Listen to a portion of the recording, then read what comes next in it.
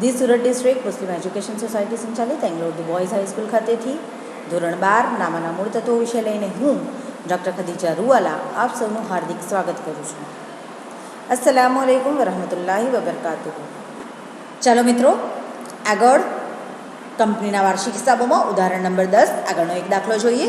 નીચેની વાક્યો સ્ટાર લિમિટેડના ચોપડામાંથી લેવામાં આવી છે અને આ વાક્યો પરથી 31મી માર્ચ 2017ના રોજનું પાકું સરવૈયું કંપની ધારા 2013ની પરિશિષ્ટ 3 મુજબ તૈયાર કરવાનું છે, જેમાં આપણને વિવિધ બાકીઓ આપેલી છે, જેમાં મળવાનું બાકી, કમિશન, જમીન મકાન, એ રીતે જે હેડિંગ્સ અને એની રકમ આપી છે તે 13 વસ્તુઓ આપી છે. તો આ બાકીઓ અને તેની રકમ છે, જેના પરથી આપણે સૌથી પહેલાં સ્ટાર લિમિટેડનું તારીખ 31/3/2017ના રોજનું પાકું સરવૈયું એ રીતે હેડિંગ મારવાનું. આ પાકા સરવૈયામાં 4 વિગત જે તમને મેં યાદ જ કરાવી છે, વિગત, નોંધ પાના નંબર અને રકમના 2 ખાના.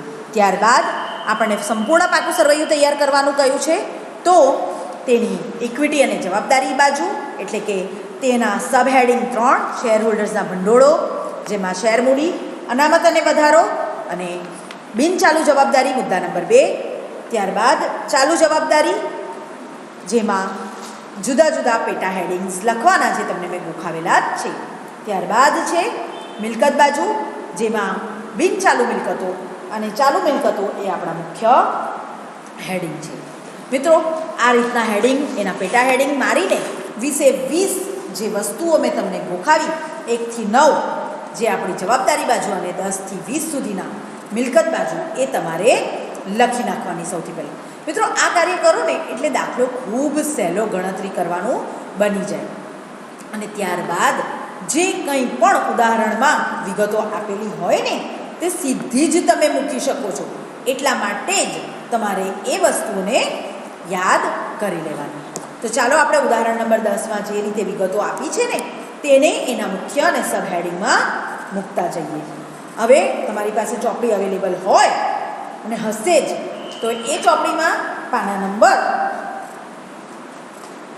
141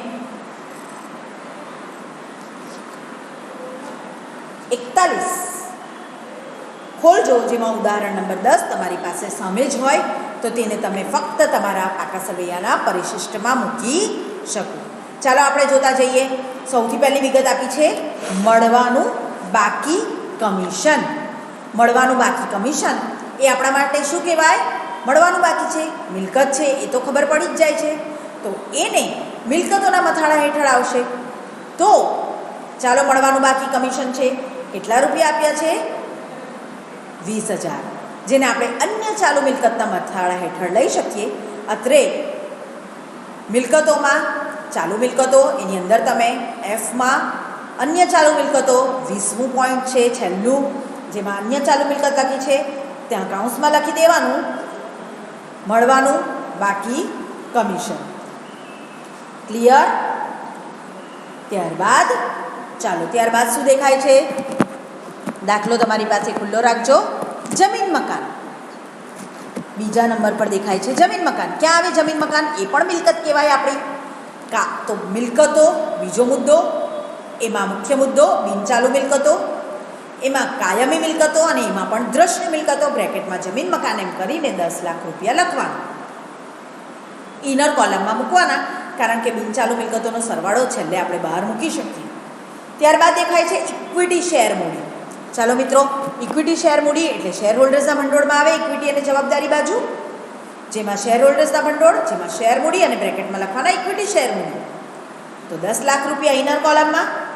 ત્યારબાદ દેખાય છે બેંક શિલ્લક. બેંક શિલ્લક એ પણ આપણી મિલકત કહેવાય, રોકડ અને રોકડની સમકક્ષ કહેવાય. રોકડ શિલ્લક, બેંક શિલ્લક, ચેક, ડ્રાફ્ટ આપણે યાદ કરેલું ને, એ બધું આપણે રોકડ અને સમકક્ષમાં, એટલે બેંક શિલ્લક 45,000 અત્રે લખવાના ઇનર કોલમમાં. ત્યારબાદ છે સામાન્ય અનામત. બીજા મથાળા હેઠળ આપણા અનામત અને વધારો બી, જેમાં લખવાનું કાઉન્સમાં સામાન્ય અનામત, ઇનર કોલમમાં 20,000. ત્યારબાદ છે આખરનો સ્ટોક. આખરનો સ્ટોક એ પણ આપણી મિલકત છે અને માલ સામગ્રીમાં ગણાય. તૈયાર માલનો, અર્ધ તૈયાર માલનો કે અન્ય કોઈ પણ સ્ટોક હોય તે માલ સામગ્રી મથાળા હેઠળમાં લખાય. એટલે બીજો મુદ્દો ચાલુ મિલકતોમાં માલ સામગ્રીની અંદર કાઉન્સમાં લખવાનો આખાનો સ્ટોક અને ઇનર કોલમમાં લખવાના 1,80,000. ત્યારબાદ લેણદારો. લેણદારો એ આપણું દેવું કહેવાય. વેપારી દેવામાં લખાય ચાલુ જવાબદારી મુખ્ય મથાળા હેઠળમાં. વેપારી દેવા કાઉન્સમાં લેણદારો, ઇનર કોલમ 4. એ જ રીતે દેવાદારો એ આપણા વેપારી લેણા કહેવાય. મિલકત લેણા બાજુ ચાલુ મિલકતોના મથાળા હેઠળ વેપારી લેણા બ્રેકેટમાં દેવાદારો 2,30,000. 10% ડિબેન્ચર. 10% ડિબેન્ચર એ આપણે ઇક્વિટી અને જવાબદારી બાજુએ બિનચાલુ જવાબદારીની મથાળા હેઠળ લાંબા ગાળાના ઉછીના નાણાં છે તેમાં લખવા પડે. એટલે મુખ્ય હેડિંગ આવે લાંબા ગાળાના ઉછીના નાણાં, એનું પેટા શીર્ષક એટલે કાઉન્સમાં 10% ડિબેન્ચર એમ લખીને 1,30,000 ઇનર કોલમ. ત્યારબાદ છે ડિબેન્ચર પરત નિધિના રોકાણો. રોકાણો એ પણ ફરીથી આપણી મિલકત થઈ ગઈ, બિનચાલુ મિલકત કહેવાય. અને એમાં મુખ્ય હેડિંગ બિનચાલુ મિલકતો, પેટા શીર્ષક બિનચાલુ રોકાણો અને બ્રેકેટમાં લખવાના ડિબેન્ચર પરત નિધિના રોકાણો. ઇનર કોલમમાં એની રકમ ભરવાની એટલે કે 30,000. ત્યારબાદ છે કસ્ટમ ડિપોઝિટ. એ પણ આપણી બિનચાલુ મિલકત કહેવાય. લાંબા ગાળાના ઉછીના નાણાં કે ઉછીના લોન અને ધિરાણ બિનચાલુ મિલકતોના મથાળા હેઠળ લાંબા ગાળાના લોન અને ધિરાણમાં બ્રેકેટમાં લખવાના કસ્ટમ ડિપોઝિટ અને રકમમાં લખવાના 1,25,000. ત્યારબાદ ગ્રેજ્યુએટી ફંડ. ગ્રેજ્યુએટી ફંડ છે એ દેવું કહેવાય, માટે બિનચાલુ જવાબદારીમાં આવો. એમાં મુખ્ય હેડિંગ બિનચાલુ જવાબદારી, પેટા શીર્ષક લાંબા ગાળાની જોગવાઈ અને કાઉન્સમાં ગ્રેજ્યુએટી ફંડ ઇનર કોલમમાં રકમ ભરો 20,000. ત્યારબાદ કરવેરાની જોગવાઈ એ આપણે ચાલુ જવાબદારી ગણાય, માટે મુખ્ય હેડિંગ આવે ચાલુ જવાબદારીઓ, પેટા શીર્ષક આવે ટૂંકા ગાળાની જોગવાઈઓ, કાઉન્સમાં આવે કરવેરાની જોગવાઈ અને ઇનર કોલમમાં 60,000. મિત્રો આટલી વિગતો લખાઈ ગયા બાદ તમારે જે મુખ્ય મુદ્દા છે તેનો સરવાળો કરતા જવાનો. એટલે ઇક્વિટી અને જવાબદારી બાજુ શેર હોલ્ડર્સના ભંડોળનો સરવાળો કરો તો 10,20,000 આવે. બિનચાલુ જવાબદારીઓના સરવાળા એટલે 1,30,000 વત્તા 20,000 કરો તો 1,50,000. ચાલુ જવાબદારીઓના સરવાળા જ્યાં જે રકમ નથી દેખાતી ને ત્યાં ડેશ મૂકી દેવાનું. દાખલામાં જે રકમ આપી હોય તે ભરી દેવાનું અને એનો સરવાળો થાય 4,60,000. એટલે આપણી જવાબદારી બાજુનો સરવાળો થઈ ગયો. એટલે કુલ જવાબદારીઓ આપણી થઈ 16,30,000. હવે એને મિલકત સાથે ચેક કરી જોઈએ, સરખાવી જોઈએ. જવાબદારી બરાબર મિલકતો થવી જોઈએ ને, તો મિલકતોનો સરવાળો કરીએ. જેમાં બિનચાલુ મિલકતો એનો સરવાળો થાય છે 11,55,000 અને ચાલુ મિલકતો 4,75,000. તો આ બેનો સરવાળો કરો તો 16,30,000 એ આપણે મિલકતોનો સરવાળો થયો. એટલે આ પાકું સરવૈયું ઊભું પાકું સરવૈયું કહેવાય અને જવાબદારી અને મિલકતોના સરવાળા સરખા થયા. સમજાયું મિત્રો? આવડે ને? આ રીતનો દાખલો પણ પૂછી શકાય. મોસ્ટ આઈએમપી પરીક્ષામાં પૂછાય તેવો દાખલો છે, વારંવાર પૂછી શકાય એવો દાખલો છે.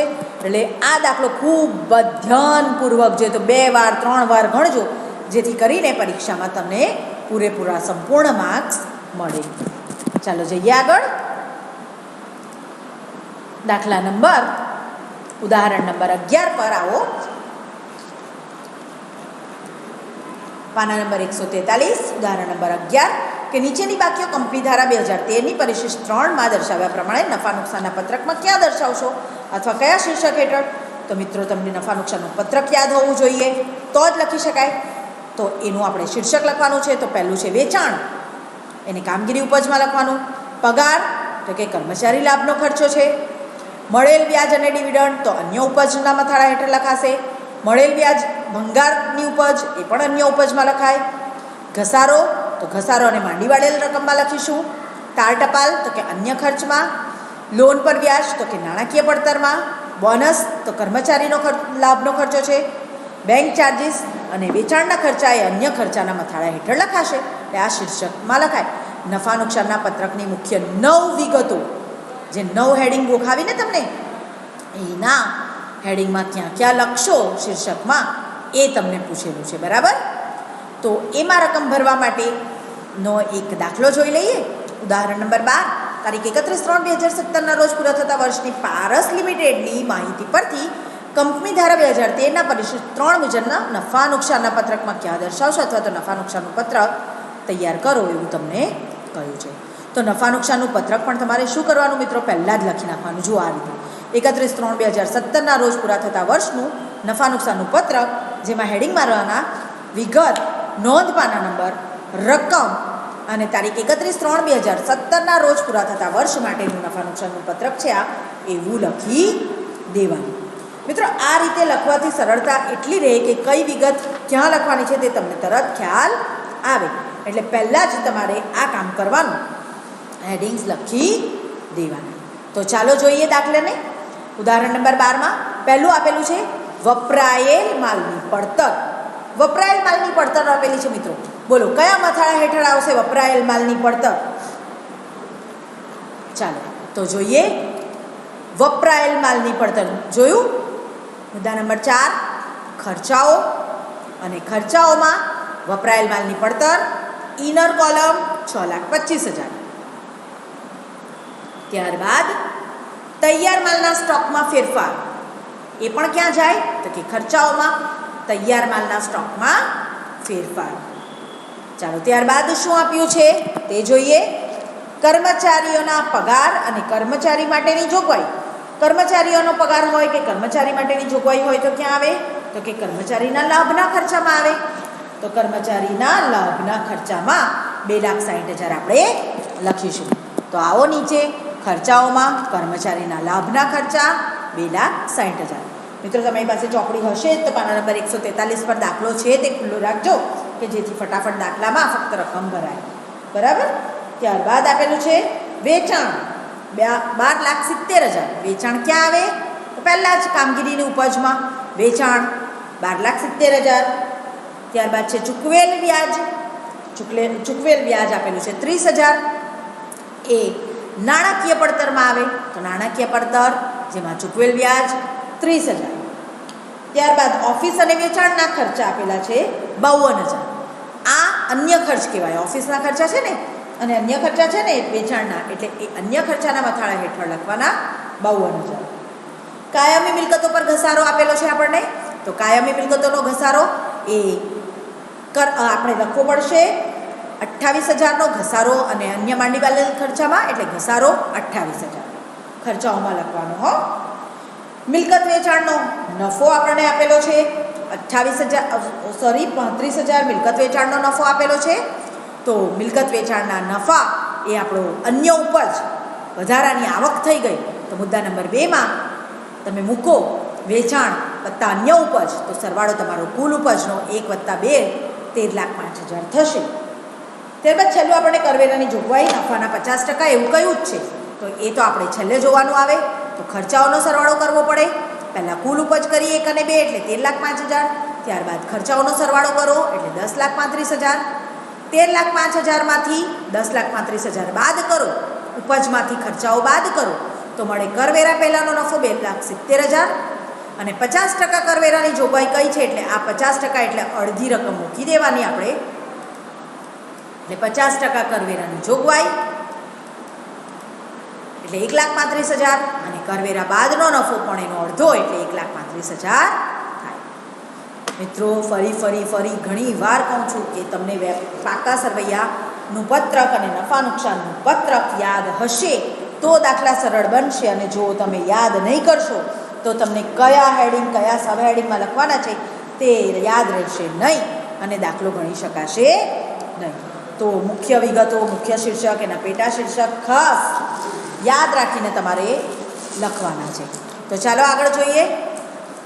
ઉદાહરણ નંબર 13.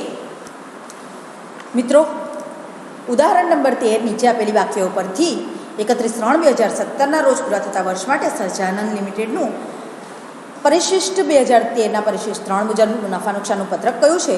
તો આ પણ પત્રકમાં ફક્ત રકમ ભરવાની છે. તો આજે તમારું હોમવર્ક રહેશે. એટલે ઉદાહરણ નંબર 3 એ ઘરે બેસીને તમારે હોમવર્કમાં ગણવાનું રહેશે. હવે જોઈએ છેલ્લો દાખલો આ ચેપ્ટરનો, આ પ્રકરણનો મોસ્ટ આઈએમપી દાખલો, ઉદાહરણ નંબર 14. તો મિત્રો 14મું ઉદાહરણ નંબર 14 તારીખ 31/3/2017 રોજનું શિવમ લિમિટેડનું જે કાચું સરવૈયું આપ્યું છે એ કાચા સરવૈયાના ફોર્મમાં આપ્યું છે વિગત ઉધાર જમા, અને એમાં બધી વિગતો આપી છે, જેના આધારે નીચે વધારાની માહિતીમાં કરવેરાની જોગવાઈ આપણને 80,000 આપી છે અને કહ્યું છે કે કંપની ધારા 2013ના પરિશિષ્ટ 3 મુજબ કંપનીના વાર્ષિક હિસાબો તૈયાર કરો. મિત્રો, કંપનીના વાર્ષિક હિસાબોમાં નફા નુકસાનનું પત્રક આવે અને પાકા સરવૈયાનું પત્રક આવે. એટલે શિવમ લિમિટેડનું 31/3/2017ના રોજ પૂરા થતા વર્ષનું નફા નુકસાનનું પત્રક લખેલું છે. આ નફા નુકસાનના પત્રકમાં તમારે પત્રકની અંદરની વિગતો જે મેં ગોખાવેલી છે એ પ્રમાણે આ પત્રક તૈયાર કરવાનું રહેશે, અને પાક્કું સરવૈયું જેમાં ઇક્વિટી અને જવાબદારી અને મિલકતો બાજુ સાથે આ દાખલો આજે હોમવર્કમાં તમારે પૂર્ણ કરવાનો રહેશે. મિત્રો, જે કંઈ પણ દાખલાઓમાં ક્વેરી હોય તે તમે મને આપણા સેશન્સમાં પૂછી શકો છો. આ દાખલા ગોખણિયા જ્ઞાન સાથેના છે, અંદરની વિગતો ગોખાયેલી હશે તો ફક્ત રકમ ભરવાની છે. એટલે એ સાથે તમારું હોમવર્ક સાથે આજનું આપણું સેશન અને આ પ્રકરણ પૂર્ણ થાય છે. આ પ્રકરણના બધા જ દાખલા ખૂબ જ ધ્યાનપૂર્વક કરજો કે જેથી કરીને 11માંથી 11 ગુણ પ્રાપ્ત કરી શકો. આ પ્રકરણના સ્વાધ્યાયના દાખલા તમારે હોમવર્કમાં ગણવાના રહેશે. સ્વાધ્યાયના દાખલા એ પણ ચોપડીના જેવા જ દાખલા છે, ચોપડીના ઉદાહરણના જેવા બેઠા દાખલા છે. જો તમને કોઈ પણ ક્વેરી હોય કે કોઈ પણ પ્રશ્ન હોય તો આપણા સેશન્સમાં તમે પૂછી શકો છો, પણ હોમવર્કમાં આ બધા જ દાખલા બેસીને કરજો ધ્યાનપૂર્વક. જેટલા દાખલા મેં કરાવ્યા છે તે પ્રમાણેના જ છે. બેઠા બેઠા દાખલા તમને મળશે. નફા નુકસાનના પત્રકમાં શીર્ષક ક્યાં દર્શાવશો, કે પાકા સરવૈયાના પત્રકમાં ક્યાં દર્શાવશો, પરિશિષ્ટ પ્રમાણે તૈયાર કરવાના છે. તો આ દાખલાઓ હોમવર્કમાં ગણવાના રહેશે. ફરી મળીશું નેક્સ્ટ સેશનમાં. ત્યાં સુધી મને રજા આપો. અસ્સલામુ અલૈકુમ વરહમતુલ્લાહિ વબરકાતુહુ.